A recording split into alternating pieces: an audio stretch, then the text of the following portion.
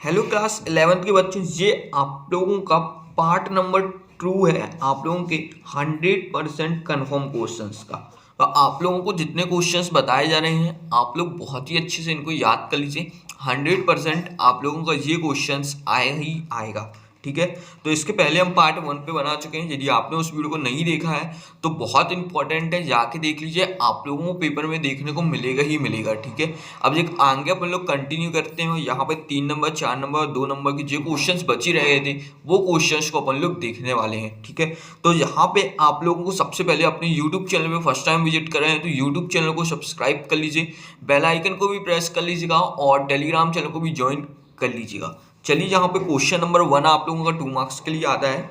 F में आप लोगों को एक समीकरण दे देंगे, एक इक्वेशन दे देंगे। यहाँ पे एफ एक्स के अगर 0 पुट करना है, -1 पुट करना है, 1/3 पुट करना है, साइन एक्स करना है, ठीक है। इस प्रकार से क्वेश्चन आ सकता है। ये चीज़ आप लोगों के ऑब्जेक्टिव में 100% है, तो आप लोग इसको अच्छे से कर लीजिए। ऑब्जेक्टिव में आना ही आना है आप लोगों का, ठीक है ना। तो इसको बहुत अच्छे से सीख लीजिएगा आप लोग।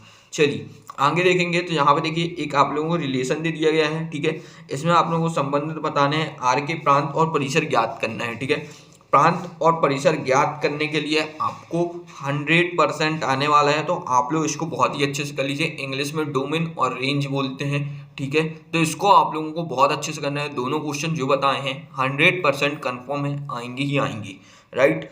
चलिए अपन लोग क्वेश्चन नंबर 3 देखने वाले हैं। एक्स और वाई दो ऐसे समुच्चय हैं, n X equals to 17, n Y equals to 23 तथा n X union Y equals to 38 हो तो एन एक्स इंटरसेक्शन वाई का ज्ञात कीजिए, ठीक है ना। इस चीज़ को आप लोगों को ज्ञात करना है, ठीक। इसको आप लोग कर लीजिएगा, ये आप लोगों के ऑब्जेक्टिव में आता है, ठीक है। ऑब्जेक्टिव में ही पूछा जाएगा क्योंकि छोटा सा क्वेश्चन है, एक फॉर्मूले पे सिर्फ वैल्यूज पुट करनी है अपन को, राइट। तो ऑब्जेक्टिव में ही आता है ऐसा क्वेश्चन, राइट।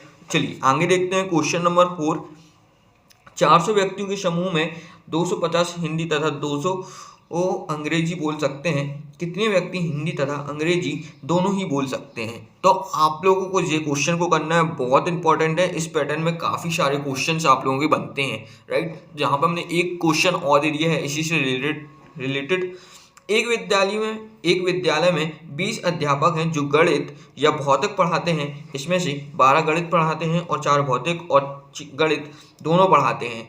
कितने अध्यापक भौतिक पढ़ाते हैं? तो आप लोगों को इसका करेक्ट आंसर बिल्कुल देना है। यदि आपसे ये वाला बन गया तो ये वाला भी आंसर आप लोग दे पाएंगे, ठीक है ना। तो हमने ये दोनों क्वेश्चंस आप लोगों को बता दिए हैं, अच्छे से कर लीजिएगा। दोनों ही क्वेश्चंस एक एक सेट में आए हुए हैं, ठीक है ना। चलिए अपन लोग अब आगे बढ़ने वाले हैं, आगे इनके क्वेश्चंस को देखते हैं। तो इसके बाद आप लोगों को आता है ट्रिग्नोमेट्री, बहुत ही इंपॉर्टेंट चैप्टर होता है ये, ठीक है। तो आप लोगों को प्रूव करने आएगा 3 से 4 नंबर में, ठीक है। तो आप लोगों को एक क्वेश्चन ये वाला करना है और एक क्वेश्चन उसका ये करना है, उसका बाद एक क्वेश्चन 8th वाला ये करना है और एक क्वेश्चन 9th वाला ये करना है। ये चारों क्वेश्चन कर लीजिएगा, बहुत इंपॉर्टेंट है, आपको देखने को पेपर में मिलना ही मिलना है, ठीक है ना। चलिए अपन लोग आगे बढ़ेंगे, क्वेश्चन नंबर 10 को देखेंगे। यदि z इक्वल्स टू 2 माइनस आई है, z इक्वल्स टू -2 प्लस आई है, तो आप लोगों को इस वैल्यू पे z का मान ज्ञात करना है, ठीक है। तो इस वैल्यू को ज्ञात करना है, राइट, करिएगा आप लोग। उसके बाद क्वेश्चन नंबर 11 को देखेंगे, ठीक है। इस प्रकार से जो क्वेश्चन दिया है ये आप लोगों को जहाँ पे माइनस लगा हुआ है को a प्लस आई बी के फॉर्म पे आप लोगों को लिखना है। 2 नंबर का इंपॉर्टेंट क्वेश्चन है, a प्लस आई बी के फॉर्म में एक क्वेश्चन आपको लिखने आना ही आना है। इसको बहुत अच्छे से आप लोग कर लीजिए। और फिर एक समीकरण दिया है, ठीक है, इसको आप लोगों को सॉल्व करना है। वैसे ही एक चीज समीकरण दिया है, इसको सॉल्व करना है। एक समीकरण आप लोगों को हल करने के लिए आएगा ही आएगा। तो 100% ये दोनों क्वेश्चन जो बताए हैं आप लोग अच्छे से कर लीजिए, आप लोगों को देखने को मिलना ही मिलना है पेपर में, ठीक है। तो बहुत अच्छे से आप लोग इन दोनों क्वेश्चन को कर लीजिएगा।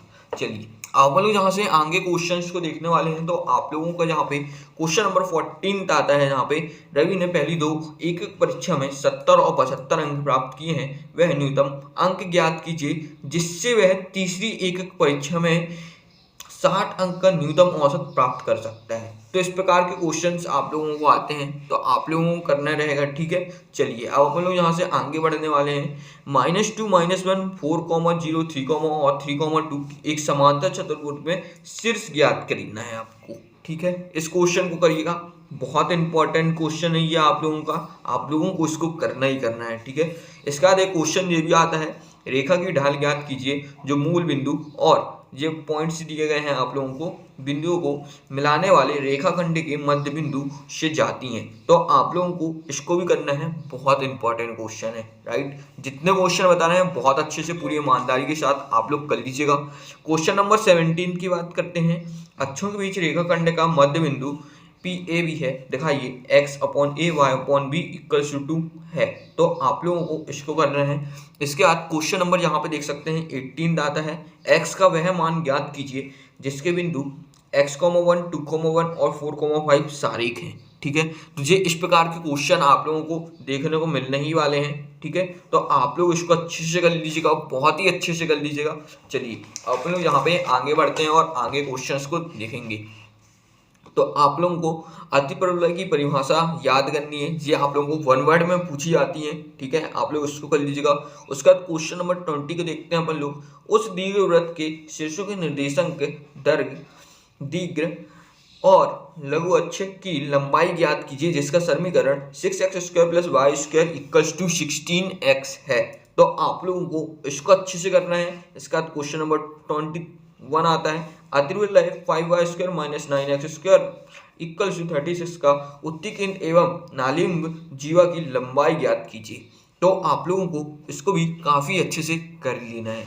चलिए अपन लोग आगे देखने वाले हैं क्वेश्चन नंबर 2, अतिवलय का समीकरण ज्ञात कीजिए। नाभियां आप लोग को दे दी है, संयोगी अक्ष की लंबाई 24 है। आप लोगों को इसको फाइंड करना है। ठीक है ना, तो इन तीनों को क्वेश्चंस को कर लीजिएगा। इस पैटर्न में क्वेश्चन आप लोगों को एक आना ही आना है। ठीक है, तो इनको बहुत अच्छे से आप लोग बिल्कुल याद कर लीजिए। ठीक है, चलिए अब अपन लोग आगे बात करते हैं 23। बिंदु आप लोगों को दी गई है और एक बिंदु जी दी गई है, इन दोनों के बीच की दूरी याद करनी है। आप लोगों को जो ऑब्जेक्टिव में भी पूछा जाता है और 2 नंबर में भी पूछा जाता है। आप लोगों को इन क्वेश्चंस को बहुत ही अच्छे से करना है और ये आप लोगों के 100% आप लोगों का पेपर में आएगा ही आएगा। ठीक है, क्या बिंदु आप लोगों को तथा और सारेख कीजिए, ये भी आप लोगों का 100% इस प्रकार का क्वेश्चन पेपर में देखने को मिलना ही मिलना है। तो आप लोग इन क्वेश्चंस को बहुत ही अच्छे से कर लीजिएगा।